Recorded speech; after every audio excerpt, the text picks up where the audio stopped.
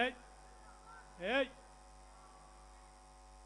గౌరవ తెలంగాణ రాష్ట్ర తెలంగాణ ముద్దుబిడ్డ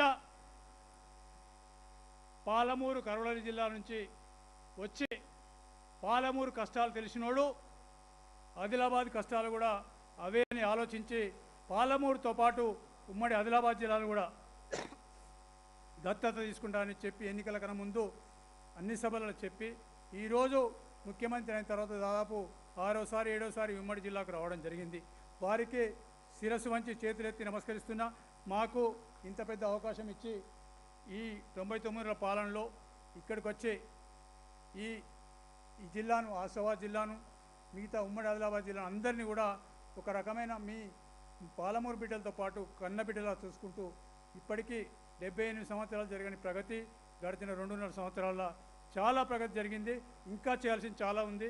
గౌరవ ముఖ్యమంత్రి గారు పూర్తిగా సంసిద్ధతతోటి ఎన్ని అయినా చేస్తానికి సిద్ధంగా ఉన్నారు. ఇక్కడ ఈ జిల్లాకు ఎందుకంటే ఎంత చేసినా కూడా తక్కువే అని వారికి కూడా తెలుస్తుంది. ఎందుకంటే వారు కూడా కరువు జిల్లా నుంచి వచ్చింది కాబట్టి వారి కరువు కష్టాలు ఏమిటో తెలుసు కాబట్టి తప్పకుండా ఈ జిల్లాను వారు చేస్తూ ఇక ముఖ్యంగా ఈరోజు టీఆర్ఎస్ వాళ్ళు ఒక పక్క బీజేపీ వాళ్ళు ఒక పక్క కళ్ళాలెంబడి తిరుగుతారు.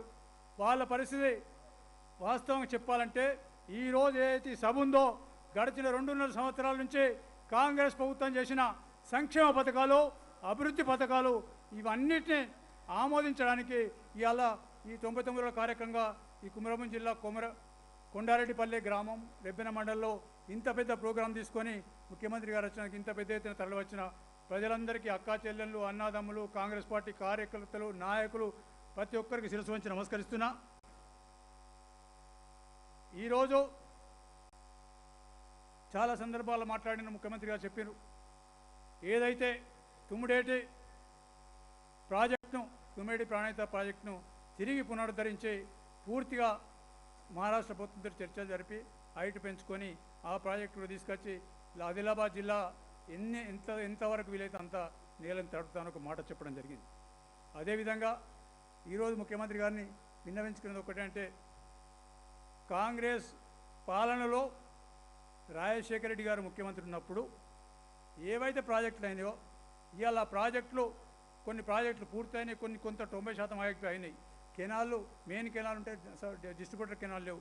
ఇట్లా దాదాపు ఒక 7-8 ప్రాజెక్టులు జగన్నాపూర్ కానీ ఎర్రబాగు ప్రాజెక్టు కానివ్వండి, లేకపోతే ఇక్కడ మన ఆ వట్టిబాగు ఇప్పుడిప్పుడే నడుస్తుంది.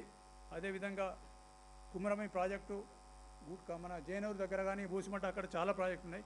అన్నీ పూర్తయినాయి. కొన్ని కెనాలు కావాలి, కొన్ని తూములు కావాలి, ఈ రకంగా ఉన్నాయి. కాబట్టి తప్పకుండా గౌరవ ముఖ్యమంత్రి గారు ఇక్కడికి సంబంధించిన అన్నీ తప్పకుండా చేస్తారని ఒక నమ్మకం నాకున్నది. తప్పకుండా ఇప్పటివరకు వారు ఇచ్చిన హామీల ప్రకారం తప్పకుండా చేస్తుండ్రు.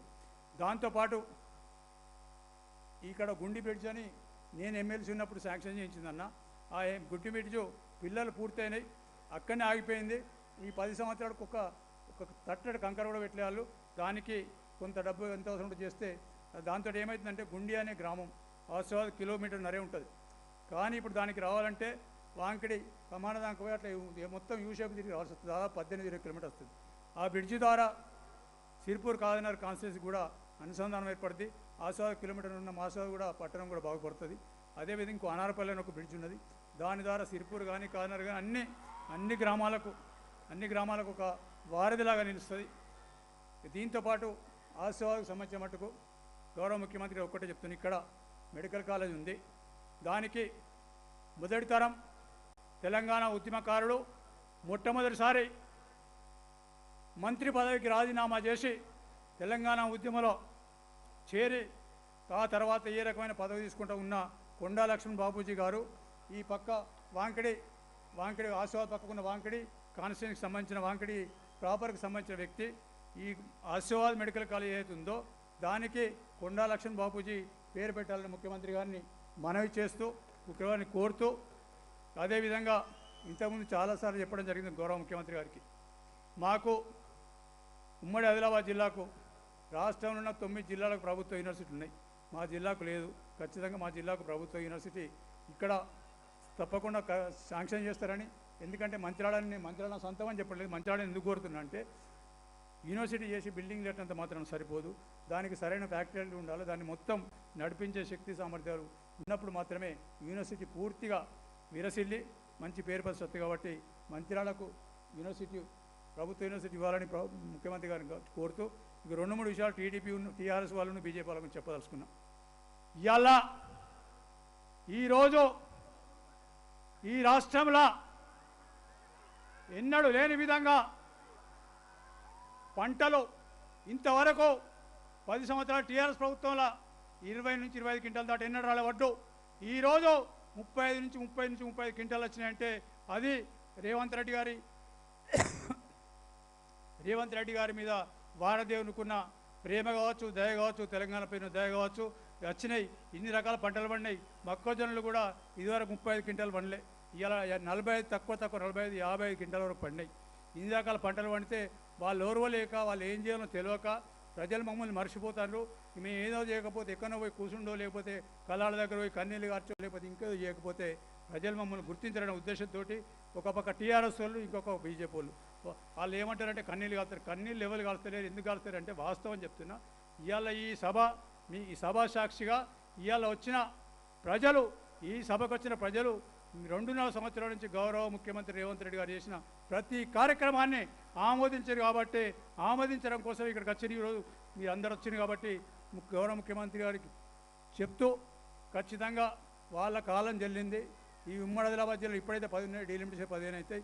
ఉమ్మడి ఆదిలాబాద్ జిల్లా ఎన్నికల కన్నా ముందుకు చెప్పడం జరిగింది. మళ్ళీ ఈరోజు కూడా చెప్తున్నా, తప్పకుండా డీలిమిటేషన్ ఏదైనా 15, డీలిమిటేషన్ కాకపోతే 10 సీట్లు ఖచ్చితంగా మీ కిట్టిలా రాసుకొని పెట్టుకొని 10 సీట్లు తీసుకొచ్చి మీ చెంతన పెడతాం.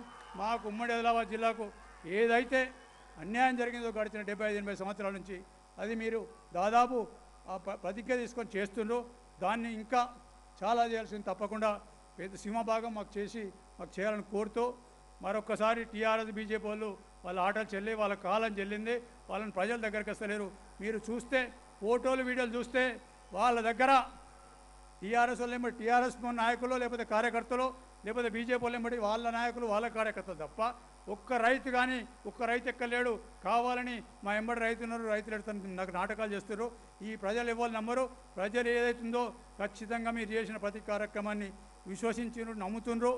ఏవైతే మీరు 6 గ్యారెంటీలు కానీ మిగతా అన్ని వాళ్ళు అయిపోయి అన్ని మూటకాలు. వాస్తవానికి 70 నుంచి 80% మన గ్యారెంటీలు పూర్తయినాయి. మిగతా కూడా ఇంకా 2.5 సంవత్సరాలు ఉన్నది. వాళ్ళు మనకు ఇచ్చినాడు కాలు చిప్ ఇచ్చారు. కాలు చిప్ ఇస్తే ఆ కాలు చిప్పను పట్టుకొని మీకు చేతులు, మీకు కానీ ఆర్థిక మంత్రి గారి చేతులు అయితే మొక్కాలే. దాన్ని ఇక్కడ దాకా తీసుకొచ్చిందంటే ఆ పూర్తి క్రెడిట్ మీకే వస్తుంది. ఇక ఫైనల్గా ఒక్కడేసారి ఈ ఎదురు కూర్చున్న వాళ్ళు, పక్క కూర్చున్న వాళ్ళందరికీ చేతులెత్తి మొక్కు చెప్తున్నా. అందరూ ఒక్కసారి ప్రత్యేకంగా నిలబడండి. ప్రతి ఒక్కరు లేచి నిలబడాలి గట్టిగా. అందరూ మొత్తం నిలబడండి, గట్టిగా చప్పట్లు కొట్టండి.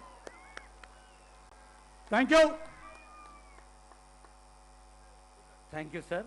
గౌరవ మంత్రివర్యులు డాక్టర్ జి వివేక్ వెంకటస్వామి గారి సందేశం.